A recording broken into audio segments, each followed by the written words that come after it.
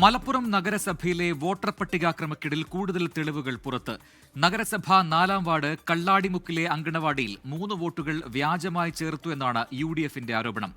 നഗരസഭാ പരിധിയിൽ CPIM വ്യാപകമായി ക്രമക്കേട് നടത്തിയെന്നാരോപിച്ച് UDF തെരഞ്ഞെടുപ്പ് കമ്മീഷന് പരാതി നൽകി.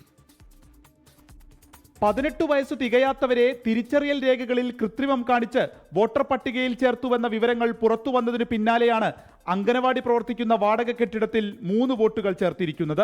മുഹമ്മദ് ഐമാൻ, അബ്ദുൽ നസീർ, റഹീമ എന്നിവരുടെ പേരാണ് 322 എന്ന വീട്ടു നമ്പറിലുള്ളത്.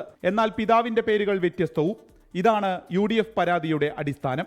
വയസ്സ് തികയാത്ത രീതിയിലുള്ള ആളുകളെ വോട്ടർ പട്ടികയിൽ ചേർക്കുക, മറ്റ് പ്രദേശങ്ങളിലെ ആളുകളെ കെട്ടിടങ്ങളുടെയും അംഗനവാടിയൊക്കെ തുടങ്ങിയിട്ടുള്ള സ്ഥാപനങ്ങളുടെ പേരിൽ വോട്ട് ചേർക്കുക, അങ്ങനെ തുടങ്ങി ഇത് ഇടതുപക്ഷത്തെ പ്രധാനപ്പെട്ട നേതാക്കന്മാർ, കൗൺസിലർമാരുടെ ഭർത്താക്കന്മാർ ഉൾപ്പെടെയുള്ള ആളുകൾ, DYFIയുടെ ഭാരവാഹിത്വം വഹിക്കുന്ന ആളുകൾ, അവരുടെ നേതൃത്വത്തിലാണ് എന്നുള്ളതാണ്.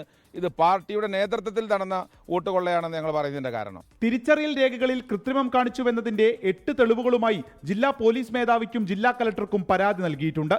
സമഗ്ര അന്വേഷണം ആവശ്യപ്പെട്ട് തിരഞ്ഞെടുപ്പ് കമ്മീഷനെയും ഹൈക്കോടതിയെയും സമീപിച്ചു. 4 വാർഡുകൾക്കെതിരെയാണ് നിലവിൽ പരാതി. വിപിൻ സി വിജയൻ, 24 മലപ്പുറം.